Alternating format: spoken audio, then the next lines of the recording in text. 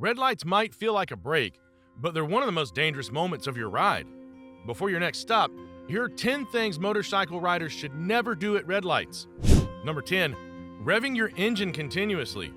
There's a difference between letting your engine breathe and turning a red light into your personal concert. Every rider loves that deep rumble from the exhaust, and yeah, twisting the throttle gives off a little bit of that adrenaline fix even when you're not moving. But if you're sitting at a red light repeatedly revving your engine like you're on a racetrack, you're not just drawing attention, you're creating a problem. First off, excessive revving while stationary puts unnecessary stress on your engine. With no airflow moving across your radiator or engine fins, your bike's cooling system isn't working as effectively as it would at speed. This means more heat builds up faster, especially on hotter days or if you're riding something air-cooled. Over time, this habit can accelerate wear on engine components like piston rings, valves, and spark plugs. But let's talk safety too. Riders often don't think about how sudden loud revs can startle nearby drivers. If a car next to you is inching up or turning, a loud blast can cause a distracted or nervous driver to make a jerky move, and that's all it takes for someone to cut you off or clip you. And socially, let's be honest, it gives the wrong impression. To non-riders, it can come off as aggressive or obnoxious, and to other riders, it just looks like a lack of maturity. That's a habit worth breaking. Number 9, taking off your feet too early when coming to a stop. This one's tricky because it's often a subtle mistake and newer riders don't realize they're doing it until it causes a problem. As you're approaching a red light and slowing down, there's a moment where you shift your body weight and get ready to plant your foot. That timing's everything. Take your feet off the pegs too early and you lose your ability to finally control the balance of the bike. You end up hovering with your feet instead of letting the bike come to a full stop while you're still in control. This leads to a wobbly stop or even an awkward lean that can easily send the bike tipping, especially if the road's uneven or your tires catch a slick spot like gravel or oil. On the other hand, wait too long to put your foot down and you risk dropping the bike completely. There's this razor-thin line where your momentum has just about disappeared and you need to stabilize with your foot, but delay even a second and gravity wins. It happens fast and even experienced riders can get caught off guard if they're distracted or tired. The right technique is about confidence and timing. As you decelerate, keep both feet on the pegs for as long as you're in control, then gently ease your left foot down just before the bike stops completely. Your right foot should stay on the rear brake to help stabilize the bike and prevent rolling. Not only does this look smoother, but it also keeps you in full control of the bike. Why does this matter at a red light? Well, because stop-and-go traffic, busy intersections, and tight lanes all require precise low-speed handling. Mess up the stop, and you've thrown off your balance before the light even changes. Worse yet, if you're trying to filter between cars or stop next to a curb, a bad foot placement can put your boot on an uneven surface, and that can send your bike into a slow, embarrassing fall. Number 8, keeping both feet on the ground. At first glance, planting both feet at a red light might seem like the safest bet. You're balanced, stable, and not going anywhere, right? But in reality, keeping both feet on the ground isn't just unnecessary, it actually takes away from your control and readiness. Let's break this down. In proper riding posture, your right foot should stay on the rear brake when you're stopped. That light pressure on the brake keeps your bike from rolling, especially if you're on any kind of incline. It also keeps your brake light on, which is a subtle but powerful way to stay visible to the car behind you. You ever been stopped at a red light when someone comes flying up behind you? A bright red brake light might be the thing that catches their attention before they get too close. Now, if both your feet are down, your right foot isn't covering the brake anymore, and that's a problem. It also means you're slower to get into gear and slower to take off when the light changes. Having that left foot ready to shift and that right foot planted where it needs to give you way more control and quicker reaction time.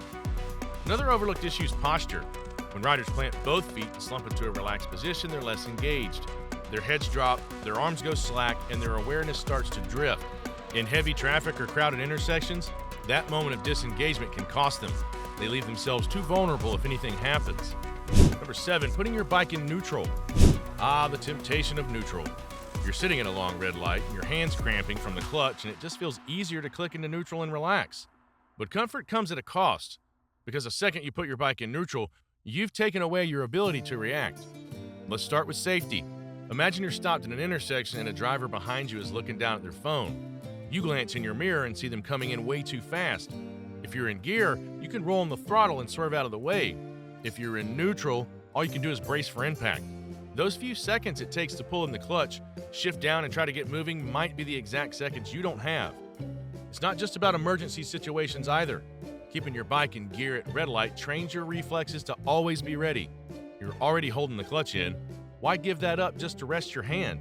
If you absolutely need a quick break and the light is really long, fine, but make it a deliberate choice, not a lazy habit.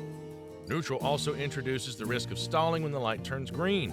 You shift into gear a little too fast, let the clutch out too soon, and boom, your engine cuts out right in front of everyone. Now you're scrambling, the cars behind you are honking, and your smooth exit just turned into a clumsy mess. Keeping it in first helps you roll out confidently and avoid those hiccups. The bottom line, neutral has its time and place, like when you're parked or stopped off the road, but at a traffic light, staying in gear isn't just about being ready. It's about staying in control of the situation, your bike and your ride. Number 6, stopping beyond the stop line. Now it might seem harmless creeping past the stop line, especially when there's no cross traffic. Maybe you're just trying to get a better view, or maybe it's just a habit. But rolling past that white line at a red light is more than a minor traffic violation. It's a safety risk that's easy to underestimate. The stop line exists for a reason. It marks the spot where you're most visible and most protected. Go too far forward and you might find yourself in a driver's blind spot, especially with larger vehicles making turns. Worse yet, you could roll into the path of a car trying to beat a yellow light or a vehicle making a fast right or left turn into your lane. 1 second of impatience puts you inches away from a fender. This is even more critical at intersections with sensors. Many traffic lights are triggered by pressure plates or magnetic sensors embedded in the road, and they're usually located before the stop line. Roll past them and the system might not detect you at all. That means a longer wait, or worse, a light that never changes unless a car rolls up behind you. It's also about setting a good example. Motorcyclists already face enough stereotypes, zipping between cars, pushing limits, ignoring rules. Stopping where you're supposed to shows discipline. It tells the cars around you that you're predictable and not going to do something sudden or erratic. So even if no one's watching, and even if the road looks empty, stay behind that line. It's a simple move that keeps you visible, legal, and in control. Number 5, no motorcycle gear. Look, we've all seen that guy riding around in shorts and a tank top because it's a hot day. And sure, sitting at a red light in full gear while the sun's beating down isn't exactly pleasant. But skipping your gear, especially in stop-and-go traffic, is a gamble that's never worth the comfort. Think about it. Intersections are hot spots for accidents. Most collisions happen at or near red lights. You're surrounded by distracted drivers, quick lane changers, and people trying to beat the green. It's one of the most vulnerable places you can be as a motorcyclist. If you're not wearing proper gear, you've taken away your only real protection. That means no helmet. You've got nothing between your skull and the asphalt. No gloves? A simple tip-over can shred your palms in a second. No jacket? A low-speed slide can still leave you with road rash that takes months to heal, and that's best-case scenario. Riding pants, boots, armored jackets, these aren't fashion statements, they're your insurance when things go wrong. Even at a standstill, gear plays a role. Say your bike gets bumped from behind or tipped over. Hot exhaust pipes, sharp levers, or rough pavement can cause real damage. Let's not forget, good gear isn't just about crashing, it's about riding smarter. A quality helmet reduces wind fatigue and protects your ears. Gloves improve grip and control. Boots keep your feet stable when you stop on uneven ground or slick surfaces. Wearing full gear every ride, even short ones, also builds discipline.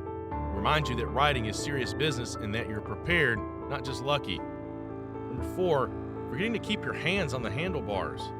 You're stopped at a red light. Maybe you stretch your arms a bit, shake out your fingers, or rest one hand on your leg. It feels harmless after all. Bike's not moving right. But taking your hands off the bars, even just for a few seconds, is one of those habits that seems innocent until it's not. The problem isn't just about losing control, it's about reaction time. When you've got both hands on the bars, you're ready. Ready to clutch in, throttle out, or swerve if something suddenly goes down. When your hands are hanging loose, or worse, off completely, you've just created a delay between stimulus and response.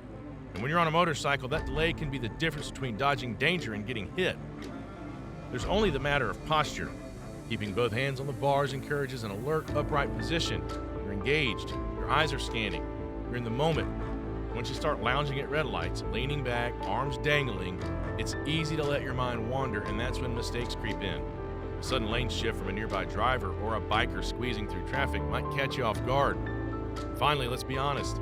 When other road users see a rider casually sitting with the hands off the bar, it sends the wrong message. It tells drivers you're not focused. And the last thing you want to do in traffic is look unpredictable or unready. Number 3, ignoring your mirrors. Mirrors on a motorcycle aren't just for checking your hair or looking cool in photos. They're essential tools that can save your life. Yet somehow, a lot of riders treat them like an afterthought, especially when stopped at red lights. That's a mistake, a big one. When you're sitting still in traffic, your biggest threat isn't usually in front of you, it's behind you. Distracted drivers, aggressive lane splitters, someone trying to run a red light, those dangers come from the rear. If you're not actively scanning your mirrors, you're riding blind to the most likely source of a surprise. It's easy to think, well, the light's red, nothing's moving. But traffic doesn't always follow rules. Every rider has either experienced or heard of a close call where a driver barreled up to a red light without paying attention. If your mirrors aren't part of your red light routine, you'll never see it coming. Make it a habit. Every time you stop, take a glance at both mirrors. Not just once. Keep checking every few seconds. Is that car slowing down in time? Is someone changing lanes behind you? Are any other riders weaving through traffic towards your blind spots? Your mirrors give you a constant feed of a real-time intel. Use it. Don't forget, it's not just about defense. Good mirror use puts you in control. If you spot a car that's closing in too fast, you might be able to shift lanes, edge forward, or angle your bike just enough to avoid a hit. Without that awareness, you're stuck hoping nothing goes wrong. Number 2, stalling. Stalling at a red light isn't the end of the world, but it sure can make you feel like it is. Whether you're a beginner still getting a feel for the clutch or an experienced rider who just misjudged the friction zone, stalling in the middle of an intersection is awkward at best and dangerous at worst. The moment your engine cuts out, everything stops. Your momentum, your focus, and sometimes the flow of the traffic around you. You're now vulnerable, especially if you're the first vehicle in line. Stalled bike can delay traffic behind you, frustrate impatient drivers, and create confusion for people trying to turn across your lane. And in that split second of trying to restart your bike, you're not watching your surroundings the way you should be. The real danger comes when the light turns green. If you stall while taking off, you're suddenly exposed to vehicles expecting you to move. And let's face it, most drivers aren't paying close attention to whether your bike is rolling or not. They just see green and go. The moment of panic while you fumble to restart your engine, that's the exact moment a car behind you might surge forward. Stalling also throws off your rhythm. Riding is about flow, feeling connected to your machine. When you stall, it can rattle your confidence, especially if it happens in front of a busy crowd. When you're flustered, that's when you make even more mistakes. Grabbing too much throttle, dumping the clutch, or forgetting to check your mirrors before retrying your launch. The fix? Practice. Get comfortable with your clutch control. Learn your bike's bite point. Use quiet parking lots to drill slow speed starts until they're muscle memory. And if you do stall, stay calm. Clutch in, start the engine, and don't panic. Everyone's done it. It's not about being perfect, it's about being composed when it happens. Number 1, using a cell phone. Pulling out your phone at a red light might feel like no big deal. Quick check of a message, glance at directions, maybe even a social media scroll. It's just a red light, right? Wrong. That little screen is more dangerous than it looks, even when the bike's not moving. Here's the thing, red lights are not brakes. They're high-risk environments full of moving pieces.